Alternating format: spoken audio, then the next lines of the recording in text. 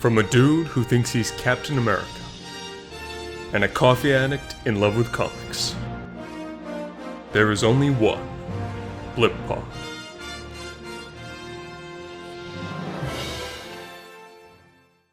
Hey guys, and welcome back to another episode of the Blip Pod. I am Nolan. And I am Joey. And today we've got our thoughts on Mandalorian Season 2 and where we think it will go. I don't know why I said it like that. Mando has wrapped up. I said, you said it like that because it's speculation. Yeah, speculation where it will go. Qualities, if guys, if there's any drop in audio quality on my end, we are back. We are back home for the holidays. It will go back in future episodes. We are separate. But we're sorry that we wanted to go see our families. I'm sorry we disappointed. Sorry to disappoint you. But, no, so initial thoughts on Mando's Season 2. We talked about this in a YouTube video that if you want to go check out, it should be up around the time, if not exactly the time, around the time this goes up. It's a great season. Like, anything we say about it has been said by everyone and their monkey's uncle. This season was, like I said, 10 out of 10.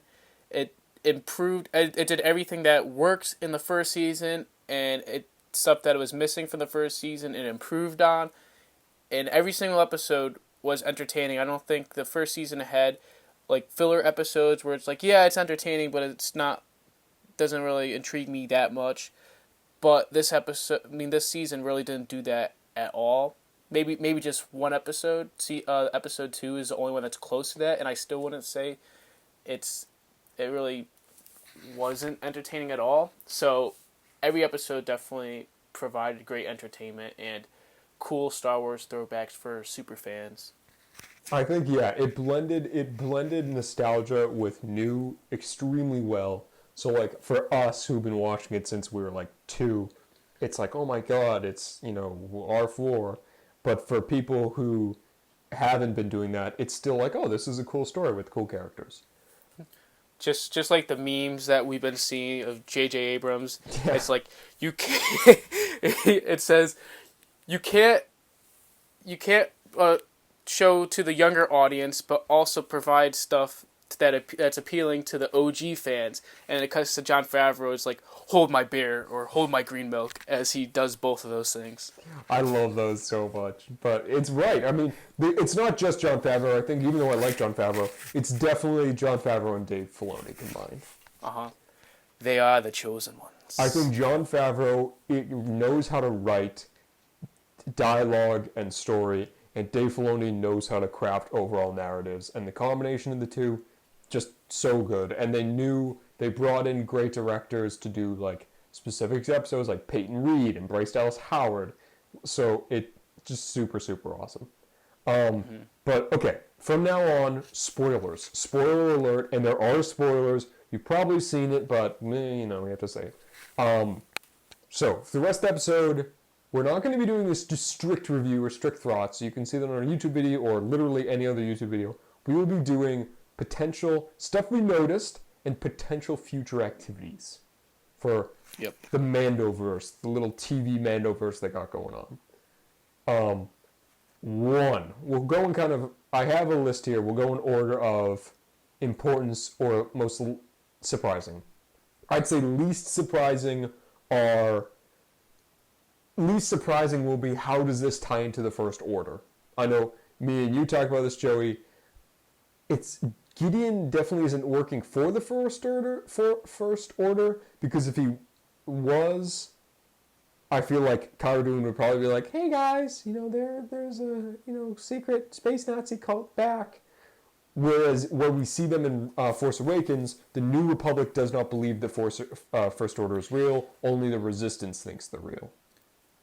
But if you think about that, that could be the case, because it's just like how in Phantom Menace, how it's like, the Sith are back, and then they're like, no, they're not. They're long gone. They're extinct, whatever, and they didn't believe them. And the next thing you know, they're back. Surprise. They got the revenge, almost, if you might be able to say. Yes, the revenge. But I think... I was just saying, like, I think it could go either way. Maybe it's one of those things where the Empire is split. Like, some people are trying to bring back the Empire, while other people are trying to bring back something brand new, like the First Order, because they name dropped Order. They said Order a good amount of times throughout the series, so it's definitely teasing something within the First Order. See, I don't know. I have a sneaking suspicion where it will be like, and we'll get to this in a minute. The First Order starts in the unknown regions, so I wonder if you have a couple arcs building up into a Thrawn arc in the unknown regions, and after that is completed, whatever happens, maybe Thrawn fails, maybe he goes away. I wonder if this empire that's now been kind of dragged out into the unknown regions because of the Thrawn stuff is now like, oh, what do we do? And then, Snoke is out there being like, I is out there. I don't know why Snoke has a weird high British voice that I just tried to do, but the Snoke is out there being like, "Oh yes, we must restart the First Order." Someone's like, "You sound a bit like Palpatine." What? No, I don't. I don't. Huh? That's kind of suspicious. Sorry, I don't know where that came from. Do it. But you so do it. No, so do it. Huh? Something about you is really familiar. Yes, I am your grandfather. Yeah. But the show, the new order, like, whatchamacallit? Force Awakens, that's 40-year gap from Last Jedi, right? Or something around there? Yeah, I think 40 years.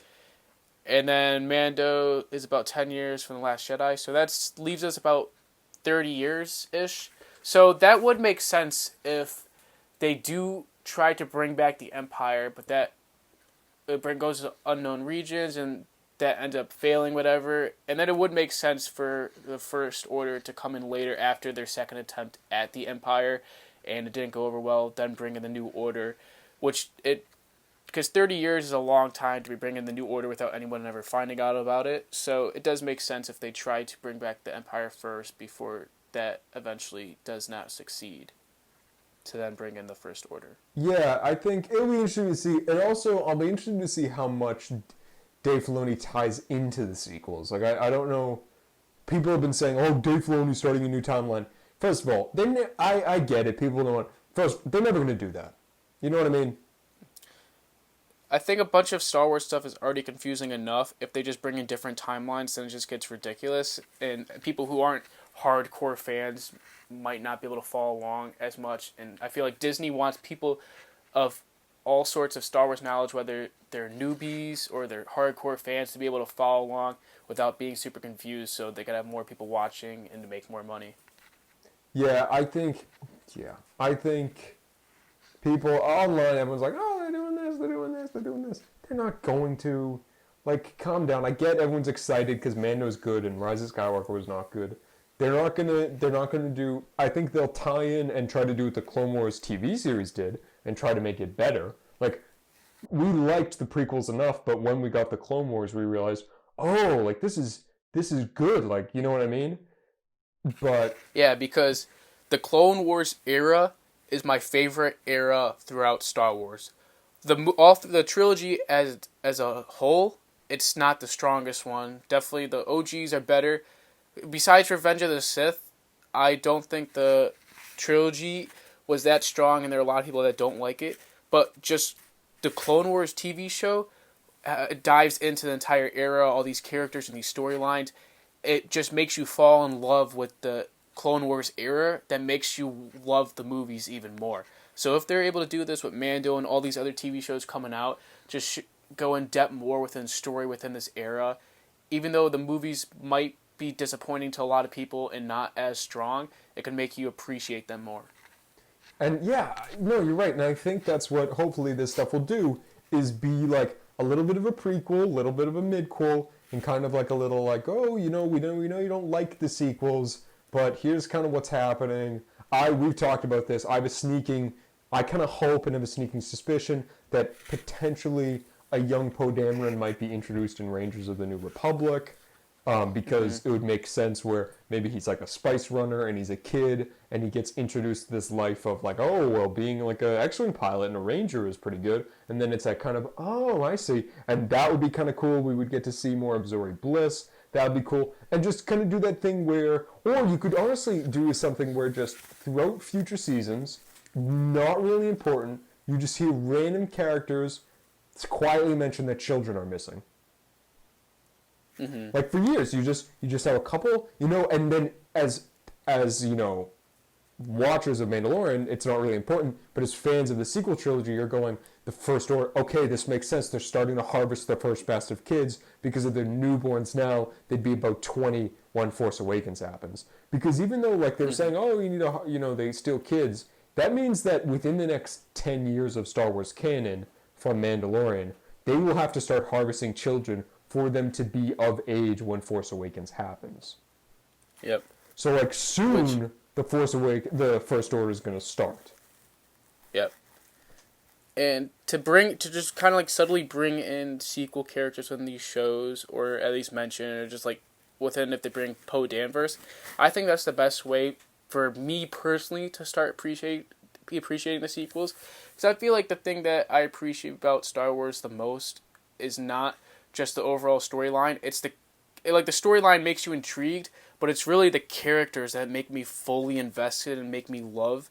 So within Clone Wars, there's so many some of my favorite, like probably 4 out of my top 5 favorite characters in Star Wars are from Clone Wars. Yeah. So the biggest thing about the sequels is that there's not really a single new character that I'm really invested in, that I love a lot and really like my heart goes out to, besides Ben Solo / Kylo Ren at the end of the trilogy. Though I didn't like him in the beginning, but by the end of it, I loved him, and I think they could have done him a lot more. So if they bring these sequel characters into shows and kind of show more of them and make me like them or appreciate them more, I could appreciate the sequels more because they have characters that I'm intrigued with and actually like. Yeah, and I think it leads into this thing where you're definitely right there, and it had just occurred to me, it could kind of do this.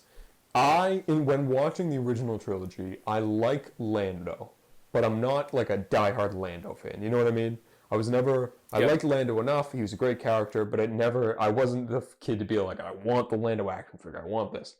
Solo comes around, and Donald Glover does such a good job, and the writers do such a good job selling you on this younger, kind of cockier, fun version of Lando, that Lando, like when they released that, the Lando series is coming out, I was so excited. Like I was like, oh my god, we're getting a series on Lando. And I think that's what they could do with these things where maybe no one, people like Poe Dameron, but no one is going to be like, Poe Dameron's my favorite Star Wars character.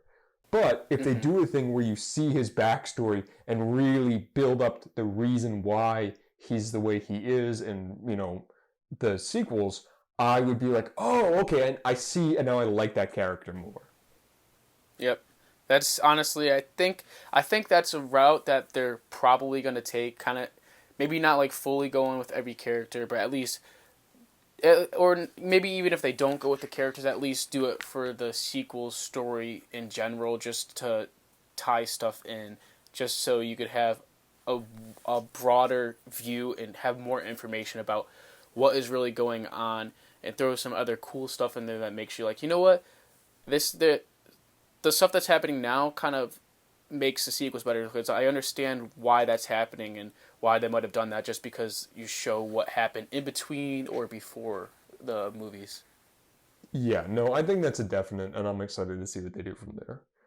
Kind of tying into that, another thing left hanging from the Mando Season 2 is, why are they cloning M Count? Is it Snoke? Snoke was my number one theory, because at Rise of Skywalker, it was announced that Snoke was just a clone for Palpatine to control, and when you clone someone, I don't think they have midichlorians. They're just vessels. Because the first season of Mando, you saw the cloning patch, and we thought Baby Yoda was a clone, and they were doing experiments on him. But now we know that Grogu, I should say now, isn't a clone. They were just trying to clone his midichlorians for, I guess, another clone, or If they were doing for a clone, it would be for Snoke. But if they weren't getting midichlorians for a clone, maybe they're just trying to clone the midichlorians for just a regular human, not a clone, which could mean anything. That is, I'm also wondering because they never say cloning, even though they all have the Camino cloning patches. They very specifically talk about transferring and doing this. And I'm Yeah. wondering, they do mention in the season finale, I think they say he's a cloning scientist. But I wonder, so it does beg the question of, are they trying to give someone midichlorians? Or is Moff Gideon want midichlorians? I feel like it's definitely not that because they wouldn't have had him captured in this. Maybe does Thrawn want midichlorians? What's the end game here? I think it would be weird if Gideon. Here's the one problem they kind of backed themselves in a hole with. If Gideon is making a clone of Snoke, the only reason that he'd be making a clone of Snoke is if the Emperor told him, which means he knows the Emperor is alive, which means someone could. That means that's someone who could tell them that the Emperor is alive, which would not go unnoticed. You know what I mean? I don't think they leave that much of a plot thread hanging, and I feel for the most part they don't want to tie in that directly. So I'm interested to see what they do with this plot, because obviously it could be Snoke and it could be that simple of an answer, but I kind of hope it's a little more convoluted. Yeah, so I actually thought of a new theory. So my original one was going down the Snoke path and how everything within the Mandalorian was leading up to the sequel trilogy. But I realize now there already is a lot of stuff that ties into the sequel trilogy and will lead up to it. But they're also, with all these new shows and other stuff, like especially with Thrawn, they're not only leading up to the sequel trilogy, they're also going kind of breaking off into two separate paths. One path is going to the sequel, and one path is going into unknown story that we never seen, which is probably within the unknown region in a different part of maybe the Empire. So if it's not going to Snoke and continuing to the sequel trilogy, maybe those midichlorians are going down the other path, and maybe it's actually Thrawn that wants to give himself midichlorians so he has force power. Because if you watch Rebels, you see that Thrawn is a very good villain, and he gives the rebels a lot of trouble, and it's very hard to fight him. But by the finale, Ezra, who is the only Jedi fighting him, is the only one who is finally able to take him down. And once it came down 1-1 at the end, when it was Thrawn versus Ezra, Thrawn stood no chance. Like he's very smart and strategic, and he's able to manipulate everybody. But when it came down to the fighting against him versus a Jedi with the Force, he stood no chance. So maybe now he's like, all right, I have everything except for the Force. So maybe he's thinking in his mind, maybe once I get the Force, then I'm unstoppable, and people like Ezra or any other Jedi can't stop him. And I think that leads to the fact of also, if he's in the unknown regions, he would have heard of the Empire at the very least falling. So it might be the Empire was doing fine. Like, the Empire was thriving until Luke Skywalker came around. Like, the Empire is booming. Even though they have the rebels, even though Ezra is fighting them, they were never in fear. Like, even through the events of Rebels, it's like minor stuff, but they're never in fear that they're going to take down the Empire. It isn't until Luke Skywalker shows up and it's like, no, let's do this shit. That's when everything goes wrong, and then with Anakin Skywalker. So I'd be interested to see if Thrawn is like, okay, I need, if not, maybe he doesn't need himself to be Force sensitive, but I have a sneaking suspicion that there's definitely going to be the creation of Force sensitive people as weapons. Yeah. I mean, I would be excited. Just like Winter Soldiers. Yeah, almost like new Inquisitors, which would be kind of cool. Yeah, Inquisitors too, yeah. The next thing I got on this is I'm interested to see the fate of Gideon. What he's going to, because he is kind of two ways. He either will get killed, he will escape, or he'll get captured. He knows too much for them to get captured right now, because that would kind of blow open potentially the cloning stuff or the sequel stuff or everything else. Maybe I don't think he'll get killed either, because gosh, is he an amazing villain. So my guess is something in either he escapes or makes a bargain or does something like that, because he's very wily. So I'm interested to see what they do with him in future seasons. I think he's going to be because I think Mando Season 3 is going to come out before these new shows. I'm pretty sure. It seems like that. So I feel like maybe even just like he doesn't play a huge part in Season 3, because I feel like for the majority, he's probably going to be in custody with Cara Dune. So maybe he's kind of just the middle path throughout these other shows where he reveals enough detail to tease stuff of what will be plots of other shows and where it's going to go down, but not too much where it just gives everything away. There's also this also might happen where he's in custody of Cara Dune, but Bo-Katan seemed pretty set on killing him, and he's one of the only people that would be like, she didn't get the dark saber. So maybe they have a thing where she tries to steal him from Cara Dune, and in the ensuing kind of fight, he escapes. Which I think that's a little cliche because a lot of TV shows and movies do that, but I wouldn't mind that. I mean, he's an amazing villain and acted so good, so good. So honestly, the way I could picture it happening is a Captain America Civil War type situation. Yeah. How we kind of have everyone now, at the end of that, you have these three characters that are kind of like button heads now. And then you have Moff Gideon whispering in their ear trying to get them to fight each other. So you have like Mando with the Darksaber, and Bo-Katan wants it and needs it. And then you have Cara Dune in possession of Gideon, and she wants to kill him, but Cara Dune doesn't want him dead. So he could be like one of those kind of it's like a whispering in their ears yeah. trying to get them to fight each other or whatever. I think that might be a smart way to go. But I'm excited. I hope he stays in for a while. I hope they didn't kill him off quick, because if they build up his character even more, he was a threatening villain already, and I think if they build him up some more, he'd be an amazing villain. Okay, another thing on the pile of interesting, Ahsoka. And now we're getting into some of the bigger stuff. Ahsoka Tano. I expected her to come back in the finale. I'm glad she didn't. It would have been too easy, and we couldn't have gotten Luke Skywalker. Yeah, honestly, that was obviously me being a huge Ahsoka fan. I obviously want to see more of her, but I knew for a fact she was not going to come back. She sent them away to find another Jedi, and after she found out where Thrawn is, like, she has her own mission of her own. So I don't think that, because she kind of wanted their stuff to not be her problem, because she has other things to worry about. So it kind of wouldn't have made sense for her to come back at the end, just to send them away again. So it was smart that they didn't do that. But now that we have our own show and the whole Thrawn thing, so I feel like this is leading up to a live-action Rebels sequel. I think Ahsoka just might be a live-action Rebels sequel. Like, I'm not even going to lie. I think they're calling it Ahsoka because they know that will put butts in seats, metaphorically, and it's just going to be her finding Ezra and then them going after Thrawn. Like, I have a feeling that they know that Ahsoka's name sells enough stuff. I think people are more attached to Ahsoka than they are attached to Rebels, because then you draw on that Clone Wars audience too, maybe who didn't watch Rebels, because there are a lot of people who didn't watch Rebels but watched Clone Wars.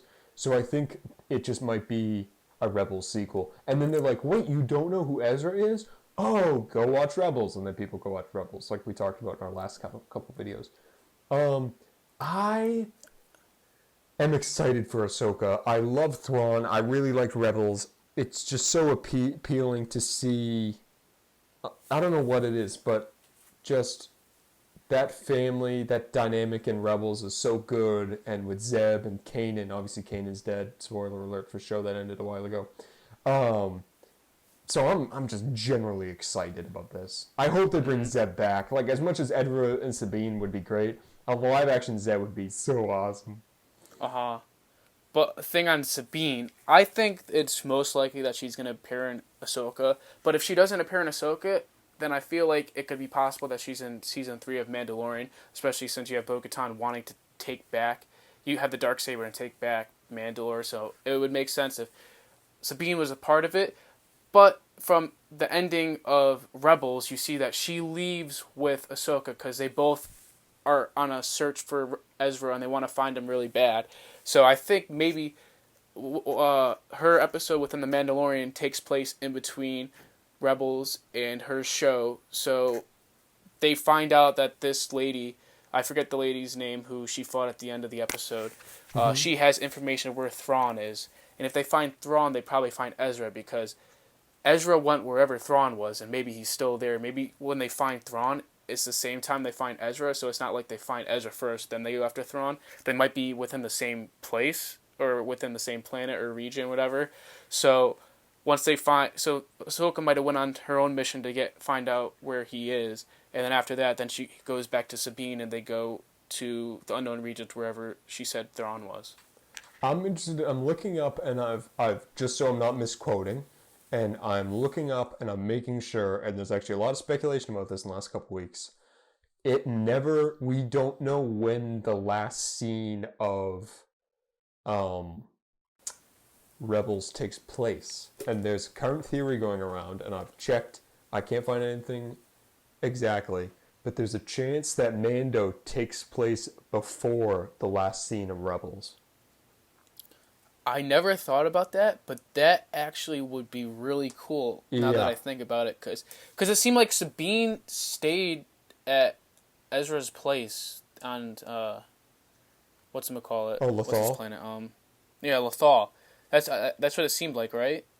Yeah, so I think I have a sneaking suspicion what they might do is, and it's the reason why it solves a couple problems. It's why she's not with Sabine, and she's not full, like, in this episode she had the white lightsaber, she didn't have a white cloak and everything, and then specifically I saw this thing, the concept art had her in the white cloak. Dave Filoni specifically made sure actually that she wasn't in it. So I wonder... So maybe after she finds that information, then she goes to the last episode of Rebels to get Sabine. She finds that Thrawn is still alive and well, and then goes back to Sabine and says, okay, here's the deal. Thrawn's alive. By the way, I met this cute baby that was green. Also, Ezra. Let's be honest, that's like the first thing she said. She's going to show up and she's going to be like, oh my god, you won't believe what I saw last week. And say, little green baby. Brad was kissing Jessica.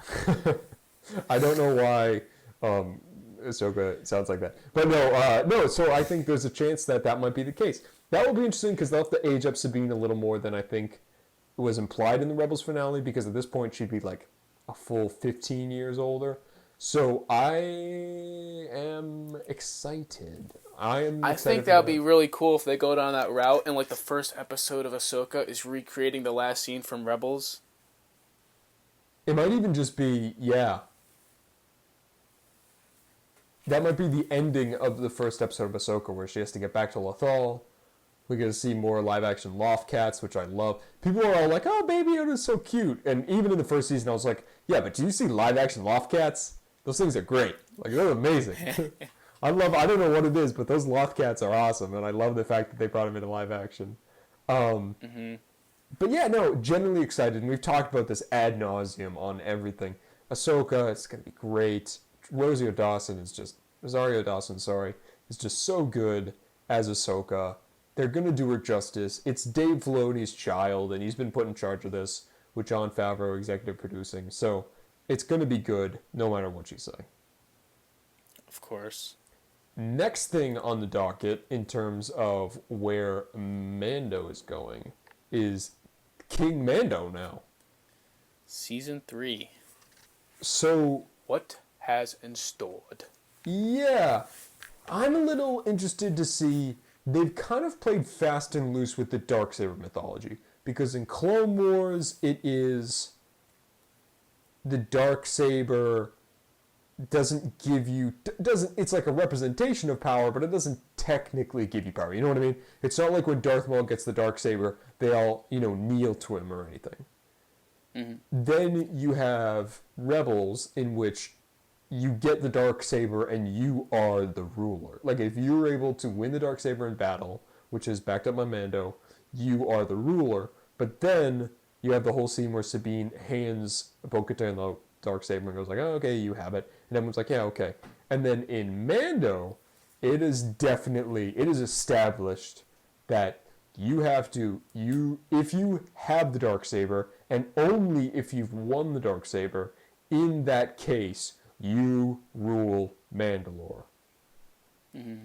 I think this is why Bo-Katan maybe lost the invasion from the Empire, and I also think this is why Gideon is technically not the king of Mandalore at this point, maybe it's all because their rightful ruler would still technically be Sabine, where almost like, you know, in Harry Potter they have the Elder Wand. It's almost like that logic where you have to win it off another to have the power, and if not, you can still wield it, but it does nothing for you. Mm-hmm. And a lot of fans, especially I've been seeing all over social media, a lot of fans are complaining. They're saying like, "Oh, the continuity error! What the heck? This makes no sense. How Sabine literally handed it to Bo-Katan, and now Bo-Katan's big on like, no, I can't take it. It must be one." And and Dave Filoni and Jon Favreau, they pay attention to detail to a point. Like they don't just like throw things out and not pay attention. They do their research. They make sure they know what they're doing. They plan ahead, and I know they have a plan for this, and they wouldn't just do this without paying attention to like Rebels or past Star Wars shows. So I honestly think that because the planet was already split, Yeah. and Bo-Katan was given the dark saber, and then she went to take the rule, try to take over the planet again and take the rule. But then what we don't see, because it never actually shows the Mandalorian War, it kind of just talks about it and teases it and shows the start of it. But then we cut away to the other missions with the other characters, and we never actually get to see the full war and what happens. We just hear about the outcome. And they definitely lost. Like, it's clear that the Empire destroyed that place. And the Mandalorians are so powerful. Like you literally just have one or two Mandalorians within the Mandalorian show, and they take down an entire ship of the Empire. So like, if you have an entire planet of Mandalorians, how would they lose against the Empire? Well, it's because if they're split in half and they're not fighting united, then they easily can be infiltrated by the Empire and lose, because you have her clan that's probably like, oh, she's our rightful ruler no matter what about the Darksaber, but then you have the rest of the clan that's like, no, she didn't earn it, so they're not going to follow her, so that's why they lost. And within the beginning of the episode, the final episode of Mandalorian, when Boba Fett was fighting the other Mandalorian girl, she said, if we had this kind of fight, we might have never lost the Empire, to the Empire. So maybe that's kind of teasing a little bit of them losing because they weren't united and they were fighting each other instead of the Empire. So that's why she's super strict now about, hey, I need to win it. It means more than just possessing it, because now she's seen the outcomes of what happens if you just possess it. Weird thing that popped. I'm so sorry. This is so off topic, but I'm gonna add this in for comedy's sake. This just popped into my head as you were talking. You know the part where Din takes off his helmet at the end of the episode, and you see a wide shot of him watching Baby Yoda leave? Mm-hmm. And you know how, like, in most of the season, he's all bulked up with his armor, and he has his helmet on, and his helmet is pretty big? Yeah. Yeah, his head looks really small in that scene. I'm just looking at it. I googled it, man. His head is tiny. Like, I don't know if it's the padding or the fact that his shoulders are 2 sizes, and his shoulders were 2 sizes too large. But well, also if you think about it, it's a wide camera that's oh, I know. It's just not panning. It's dollying out, so it could have some warp effects too on that. Oh yeah, no, it totally is. I'm just laughing at it. I'm like, you know, this is funny. I don't know why, but this is funny. His head looks small. I was too busy crying to notice. Yeah, no, I was too the first time, and now that I'm looking at it again, I'm like, well.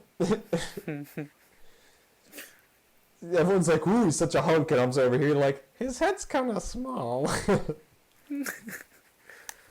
Roiding up. He's roiding up. Nah, it's all the padding. I'm sorry, that popped in my head. Yeah, I think, no, you're right. I think I'm interested to see what they'll do. It definitely, whatever they do with this will be based on how they want the show to go. If they want the show to go a bigger scale, kind of Game of Thrones thing, they'll do like, Mando has become king. If they want it to keep it on the scale it's going at, I think they'll do like 6 episodes where there's this big debate, but eventually they'll finally settle on like, as long as, you know, whatever happens, I'm going to go my way, you go your way, and we never see you again.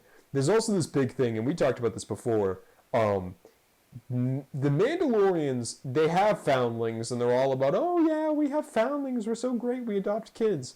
But then when push comes to shove, especially what we saw with the Boba Fett stuff, by all right, he should be a foundling. But because they view him as a clone, they determine he has no rights to the armor, even though it's his father's, and his fathers and his fathers. Like, so I'm interested to see what they do, because there's a chance they'll just be like, oh yeah, well, you're not technically a Mandalorian and you weren't raised on Mandalore, so kind of screw you. And that will kind of tie into his whole arc of, is he really a Mandalorian? Because obviously, to Din, he's a Mandalorian, and to everyone who knows Din, he's a Mandalorian, one of the more devoted Mandalorian. But they might do this thing where, oh, you're a foundling and you were raised by the cult of the Watch or whatever, so the Night Watch. Mm-hmm. I'm interested to see what they do with that, but on a little side note, they released, by the time we're recording this, they just released the new Monday merch, in which you can buy the Darksaber for $250, which is a lot of dough. Let me just pull that out of my pocket. See, that being said, $250 sounds a lot, right? But the Nerf gun version of Mando's gun costs $130. That's a joke. So when push comes to shove, you can either get 2 Nerf guns or a perfect movie-accurate replica with amazing sounds. And I'm like, see, in comparison to other things, this is dumb. But in comparison to Star Wars merch, this isn't actually that bad, because all Star Wars merch is insanely expensive. But going on to Season 3, though, I honestly would love to see this. And there is a possibility, because I'm like going on a path of having like a Game of Thrones season where the entire season is basically a Mandalorian war trying to win back the Mandalore. So the only thing is, though, it wouldn't fit with the rest of the series, how the first 2 seasons he's on like a kind of a spy mission and kind of a mystery about what's going on with Grogu, planet hopping. But then this that arc is over now that he delivered Grogu. Yeah. So now something new has to happen. So I wouldn't mind if they kind of change course and it just takes place strictly on Mandalore and it's a full-on Game of Thrones type war. Because we never got to see a Mandalorian war, like a full-on, like you've seen like the Clone Wars. I mean, we've never seen Rebels, Mandalorian you just see in little live snippets action. of it. We've never seen... Yeah, in live action too, even better. So that's why having an entire season worth of that would be sick. And I think one of the things they could do, and I have a sneaking suspicion, if they go that way where they do wars, they have no plans on canceling this anytime soon. So what they could do is they could spend a whole season them figuring it out, go doing kind of side things to kind of get people like an army together for Mandalore. And it gets, it starts off small, kind of traveling, it gets bigger and bigger. And season 3 could end with someone getting crowned, leader of Mandalore, and then the war is season 4. Like, obviously, this show is not going to stop making money, and like, I think they kind of hooked people with Baby Yoda. Now they've got a good cast of characters, and I think that definitely they are able to kind of spend some time. So if they want to put a season in, and just kind of, you said that it might be a big transition to go from, kind of smaller Western stuff to big war stuff. I think they could spend a season slowly building up, almost like Magnificent Seven or the Seventh Samurai style. They spend a season slowly building up a team of the best Mandalorians in the universe, and then end of season 3, they either crown Bo-Katan or Din, they crown him, the ruler of Mandalore, and then season 4 is the war. They could easily do that. Obviously, we know season 3 is already in production. We can assume that we're getting a season 4 just by the amount of Star Wars content we get, unless, he dies at the end of season 3. So I would be totally up for that too, whereas instead of like a hard left, they do a slow kind of gradual increase. Mm-hmm. But next thing, we got two big things left on the list. Next thing is Thrawn. We kind of touched about this in Ahsoka, but I am so happy. I have been a huge fan of Thrawn for a while. I like the Heir to the Empire books. I love the Timothy Zahn's Thrawn book from like 2013 or 14. Such a good book. Love him in Rebels. I'm so excited that he is going to be kind of the bad guy of this series of shows. Oh yeah, that's especially you see him in Rebels, and you're like, dang, like this villain is like and even good, and he's like hard to defeat. Like if there wasn't for the Emperor, he could like rule the Empire by himself. Like if Palpatine was gone, I think he could take the ropes and be an emperor and control the entire empire, which I think that's the path they're going, is him in the outer regions after he hears about the empire Yeah. falling, and he's trying to restart the empire in the outer regions by himself. With now, because you see him, he in Rebels, he kind of has morals, and he's like he treats everything like it's a game. Like he likes having the fight and like worthy opponents. Like you see, like he goes, you know what, they won. Like they could still try to stop them. It was like, you know what, that was impressive. They were strategic and they did a good job. Let's let them escape. They won this battle, and then we'll think of something else to beat them next time. And now that he lost, Empire fell. He doesn't have Palpatine telling him, giving him orders. Now he's on his own. So now I feel like he could kind of lose those morals and be just gritty and lethal and just like Yes. gruesome. And now he's like, screw all those morals, everything. I'm just gonna be this murderous villain, just go hard and just like destroy people. Which honestly would be amazing because he has the potential to be able to do that kind of stuff if he wanted to. And even though obviously he's good in Rebels, but because it is technically a kid show, they did dull him down a little bit because even in his canon books and in the Heir to the Empire series, he is a cold, calculating villain. Like there is no question about it. The man is a villain, and I think you're right. And you kind of touched upon something that I think they'll definitely touch upon in Rebels and in the Thrawn book, the canon one. He is playing a game that the Emperor has tasked him to play. Like he doesn't really get any benefit out of it. He is just working for the Emperor specifically, not the Empire. He's working for the Emperor so that he can learn information, and so that's why he's treating it more like a game. But I think definitely if he becomes in charge and is building up his own like collective, and they bring the other Chiss in, I think we'll see a new side of Thrawn. Like there'll be no leeway, there'll be no pardons. It will be I am the ruler sort of deal, and I'm so excited. He's such a good villain. He's like the epitome of good Star Wars villain, in a very different way than we've seen in past. You know, no force abilities, all smarts, all intellect. It's almost like how smart can someone be to combat the force? Thrawn is that smart, and it'll be amazing to see that. Which I'm definitely excited for. I hope they don't. Like, I know Ahsoka is definitely gonna go on to the Thrawn thing, but I hope they have like their own little TV universe within multiple shows and not just Ahsoka's. Because I forget what's the name of the other one that's taking place during the Mandalorian Rangers of the too? Republic? Yeah, so I hope those two. I feel like that one might not tie in if they go into the outer regions, but I hope it definitely expands onto more than just Ahsoka's show. But if it does just take place in Ahsoka's show, that's fine because they'll probably have multiple seasons where it could fit in a lot of story. But it'd be cool if it's kind of like a TV universe where it expands to many other shows. And we'll talk about this a little more in our next topic, but it's become clear that even though we got a lot in the Disney investor stuff, we did not get everything. Like they're still keeping a lot of stuff close to the chest, and I think just like the Boba Fett. Yeah, they didn't announce that, our but next thing on our list. I think a lot of stuff that needs to be revealed first. Look, obviously they're not going to say stuff like the Ezra show. After Ahsoka gets killed, Ezra's the sequel. Like, whoa! No, but you know what I mean? Like, if they announced a show Ahsoka gets killed. Okay, I'm sorry. Joey's going to calm down for a minute. I'm so sorry, Joey. I didn't mean to offend you. But you know what I mean? Like, if they said something like, the Ezra show, we'd be like, why is Ezra getting his own show? That sort of thing. Or if they said, like, you know, and even like the Boba Fett show, if they said before the season finale, the Boba Fett show, we'd be like, oh, so he definitely survives. You know what I mean? So I think they might be keeping some stuff close to the chest. So I'm interested to see what that. That actually ties into our next thing, which is the Book of Boba Fett.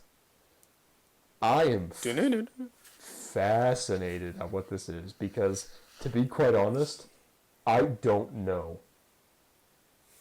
Is he going to be a good or bad guy? That's the question. He looks like he's a bad guy. He looks like he might be a moral. He looks like he might be a moral bad guy, but he kills Bib Fortuna. I love the fact that Bib Fortuna is all big and fat too. I love that. Bib Fortuna, the guy who plays Bib Fortuna, he's the guy who didn't play him in the original, but he's the guy who played Bib Fortuna in The Phantom Menace when you see Jabba and Bib Fortuna. He's actually, they didn't want to pay an extra, so he's just the sound editor for Lucasfilm that they they just put as Bib Fortuna because he was available and not doing anything that day. That's funny. So that's why he's Bib. He's dead now, obviously, so it doesn't really matter. Fennec and Boba seem to have taken over Tatooine.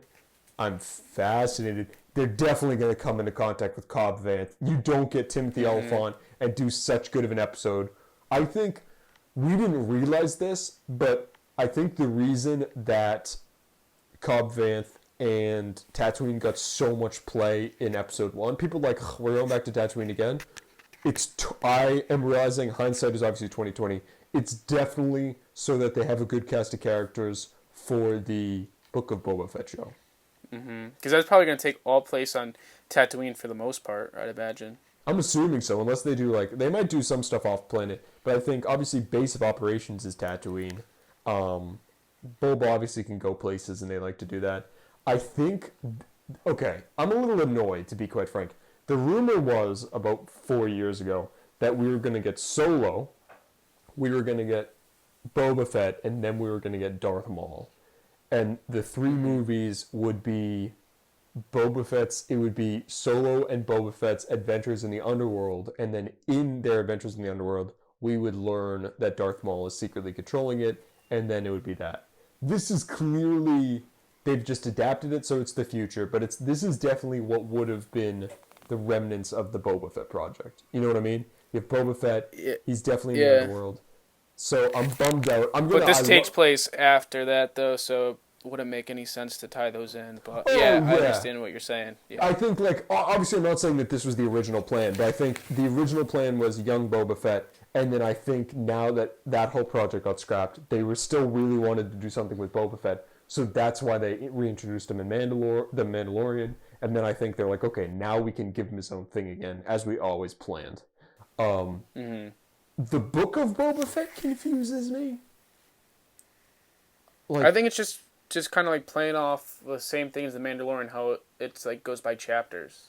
Yeah, and I wonder if it's maybe they call it the Book of Boba Fett, and I wonder if it's this thing where he's obviously a legend in the Star Wars universe. He's legendary.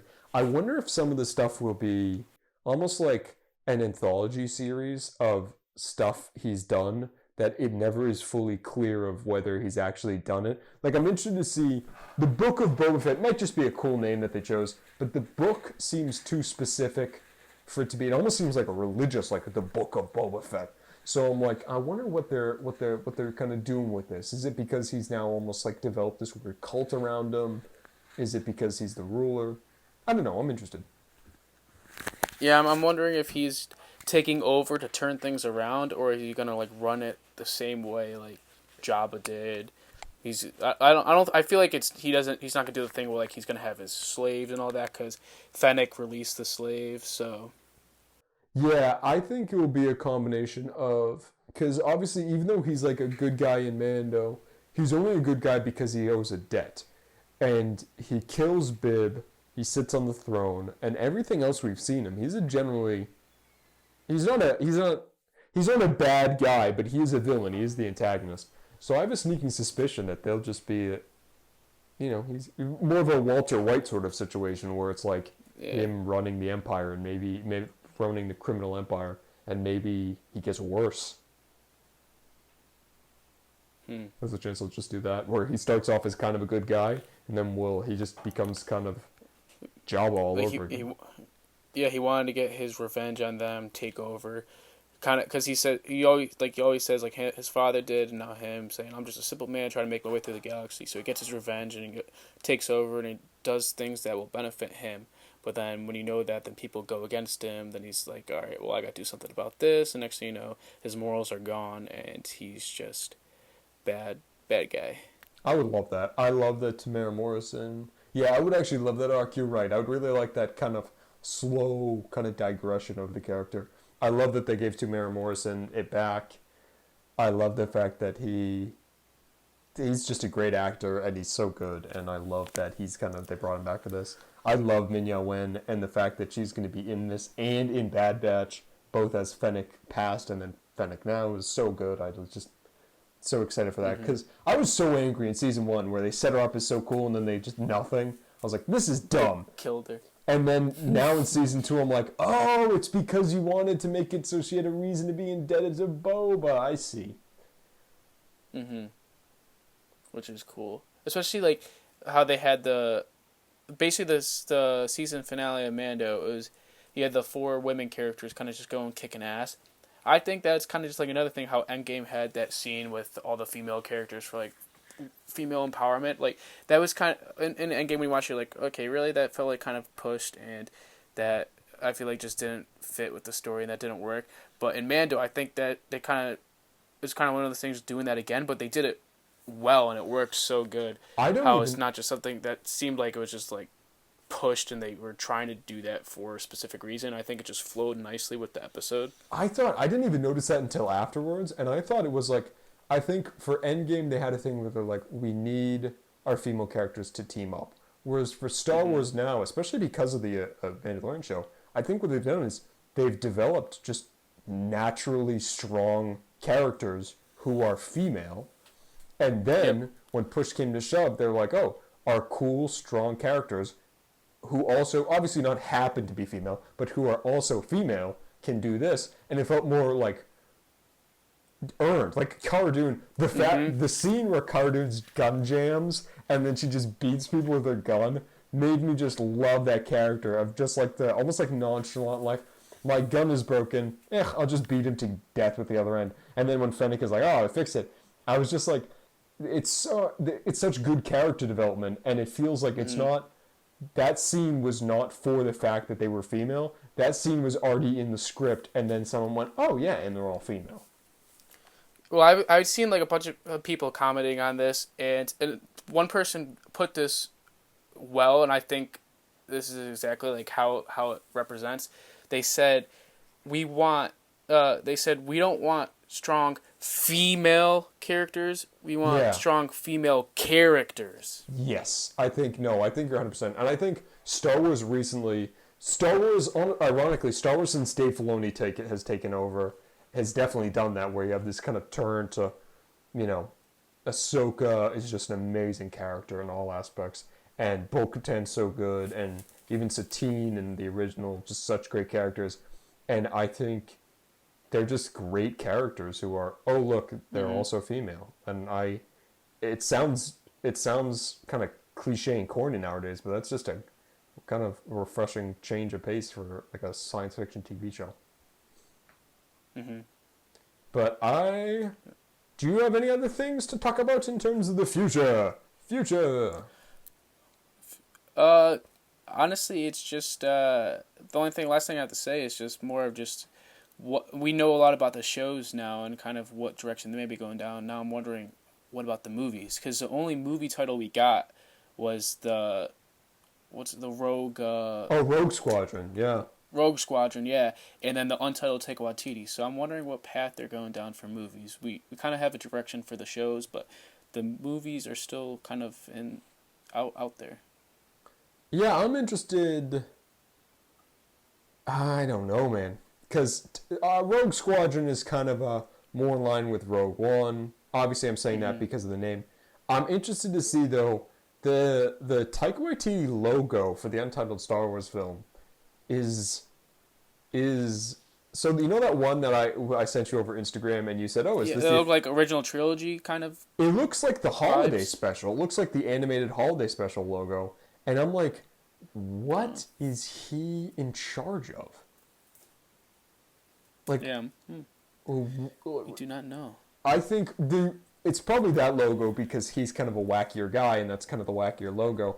But I'm just fascinated to see. It's definitely, they've only announced one film by him.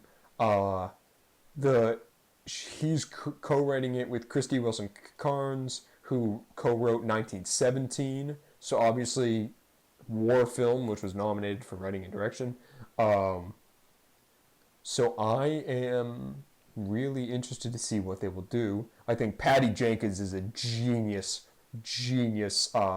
get for Rogue Squadron, because obviously when she was saying in the trailer, she clearly loves the stuff, and it's something that people have been saying. Like when they announced that Rogue One was coming out, people thought it would be a Rogue Squadron series, a movie. Like initially, I heard a bunch of stuff. Obviously, it wasn't. So I'm interested to see where they go with that. But I am, because I mean, there's still a Kevin Feige film in the works, allegedly. Hmm. So I don't Kevin know. Feige. Yeah, so I don't know what that is, because there's the Taika Waititi film, there's a Kevin Feige film, and there's, as of last announcement, a couple others, but those have been canceled. So I'm interested to see what's happening. I think I have a feeling that the TV and movies will not cross over for the most part. Maybe small cameos, but I think they want to keep them as separate as possible because some people, even though a lot of people watch Mando, some people only watch the Star Wars movies, and some people don't want an MCU style thing for their movies. So I don't think they'll tie in like Rogue Squadron or Taika's into Mando, to be quite frank.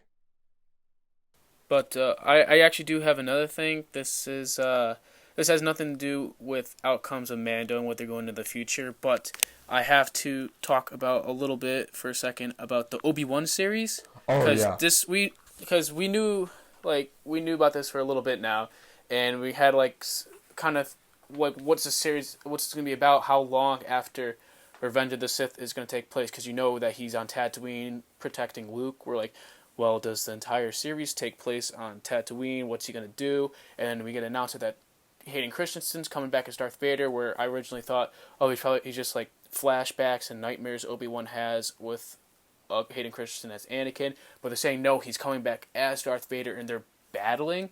They said the rematch of they said this epic rematch. So it's like, so they're gonna fight again, because I thought the first time they saw each other after Revenge of the Sith was A New Hope, but the description of the show, it seems like they do meet again before that, which I'm actually interested to see, and which would be really really cool. I don't know. I don't think that Darth Vader makes it to Tatooine, because I feel like he would feel the presence of Luke there. So I think Obi-Wan must have like another mission where he goes off planet where the show takes place and he encounters Darth Vader, probably. Because if he does just stay on Tatooine protecting Luke, then it's kind of another, oh, it's just like the Mandalorian where he's protecting a child. Yeah, and I'm interested to see, because I'm trying to pull up the exact tweet so I won't misquote, but my Wi-Fi is being slow. I'm interested to see what they'll do with Hayden Christensen, because you're right, it did say a rematch, so we'll see where that goes. I think that will be fascinating.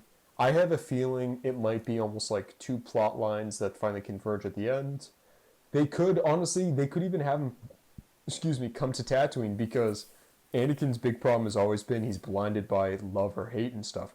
So the chance he's Mm-hmm. just so blinded by rage, and Luke would be a baby, that he doesn't sense, like when he finds Obi-Wan, he's so angry that he doesn't sense Luke. True. They'll have to do some big kind of hand waving on this though, because even though I don't mind the fact that he's coming back, they kind of, for 15 years they've been saying that they didn't meet between Revenge of the Sith and A New Hope. So the fact that they now did is like, I like it a lot, but they're gonna have to do a lot of well, when he said this, he actually meant he never thought about meeting him again or something. You know what I mean? Mm-hmm. Which is okay. Star But Wars always does that, but it's me. I hope we do get to see Hayden Christensen as Anakin, not just Darth Vader, because it's like, oh, Darth Vader, it's still like we see him all the time, but they'll just like have his voice kind of altered a little bit to Hayden's voice. So like, yeah, obviously that would be cool, but I want, like, it doesn't, it feels like there's a different feeling from just like kind of hearing his voice in Darth Vader than actually seeing him again as Anakin, with whether it's a flashback or maybe Obi-Wan's dream, like I said before, how they could kind of put that in between the story with him seeing Darth Vader too, because just seeing him as Anakin with new content that we never seen before will be absolutely amazing. Just like how we saw Luke again, where it's like, oh Yeah. my god, but seeing that as Anakin too, like that will be absolutely amazing. Especially since I feel like the fan base was split with him. People love him, but then there's also people that kind of gave him crap about his performance. So this could kind of help, kind of make people appreciate him more. I hope, because I honestly think I like him a lot as Anakin, and when I think of Anakin, I always just picture him. So I'll be interested to see, and as we kind of wrap up the episode, I'm interested to see. I have a feeling we will get some flashbacks, but I have a feeling what they'll do is, Darth Vader. I don't know if you've ever seen it, but Darth Vader in the Force Unleashed video game when we were younger, there's parts where he gets his helmet so badly damaged that like only the breathing apparatus is left, and you can kind of see most of his face and stuff. And they might do that, like they might have a battle with Obi-Wan, or maybe whatever battle. like Rebels. Like in Rebels too. With Yeah, Ahsoka. but so drastic that it's not just his eye, but like so drastic that it's clearly Hayden Christensen, and that when he talks, because most of the mask is gone, it's more like an augmented Anakin than an augmented, James Earl Jones. So I'll be interested to see. I'll be interested to see what the situation is. All right, so this is what I think they might do a bit of, and I hope they do, is kind of show some like mental problems with Obi-Wan, or him trying to recover from all the events that just happened, and him, because once you see him in the prequels and Revenge of the Sith, and then to him in A New Hope, he's a completely different man. You've seen he kind of gathered himself in a different way, and he's definitely a lot more powerful and put together than he was before. He definitely seems a lot wise, more like a Master Yoda type deal than he does within the prequels. So there's definitely a lot of stuff that he really did, and kind of almost like how Ahsoka did, how he's on his own and kind of learns more about the Force within the powers, and really gathers himself. So I think there's a lot they could do there, and that will kind of play in with having Anakin flashbacks and nightmares.